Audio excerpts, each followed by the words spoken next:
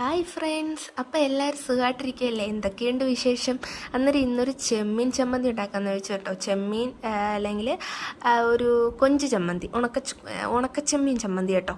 അന്നേരം അതിനായിട്ട് ആദ്യം തന്നെ കൊഞ്ചെടുത്ത് നല്ല വൃത്തിയായിട്ട് കഴുകി ഇതേപോലത്തെ ഒരു പാനിലിടണം. പാനിലിട്ടിട്ട് അതിൻ്റെ കൂടെ തന്നെ കരിവേപ്പിലയും പിന്നെ വറ്റൽ മുളകും കൂടി ഇടണം കേട്ടോ.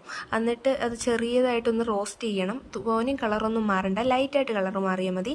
അന്നേരത്തേനും ഒരു മിക്സിയുടെ ജാർ എടുത്തിട്ട് ഈ ചെമ്മീനിൽ നമ്മൾ ഇട്ട വറ്റൽമുളക് അതിൽ ജാറിനകത്ത് ചേർത്ത് കൊടുത്ത് അതിൻ്റെ കൂടെ രണ്ട് പച്ചമുളക് ചേർത്തിട്ടുണ്ട് ഞാൻ.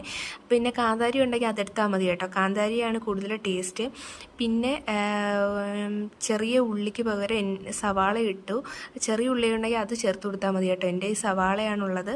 അത് പിന്നെ ശകലം പുളിയും ഉപ്പും ഇതൊന്ന് ക്രഷ് ചെയ്തെടുക്കണം കേട്ടോ. ഇതേപോലെ ഒന്ന് ക്രഷ് ചെയ്താൽ മതി. അതിനുശേഷം അതിലോട്ട് തന്നെ തേങ്ങയും പിന്നെ നമ്മുടെ ചെമ്മീൻ ആ റോസ്റ്റും കൂടി ഇട്ട് കൊടുക്കുക.